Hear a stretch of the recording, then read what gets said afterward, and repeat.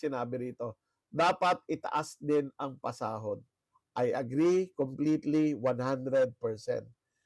If you want to maintain your high-performing individuals, ay dapat merong karampatang reward yung pagsisikap ng tao.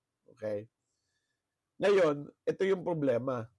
Merong mga tao na sinasabi, gagalingan ko lang kung bibigyan niyo ako ng mataas na sahod. No?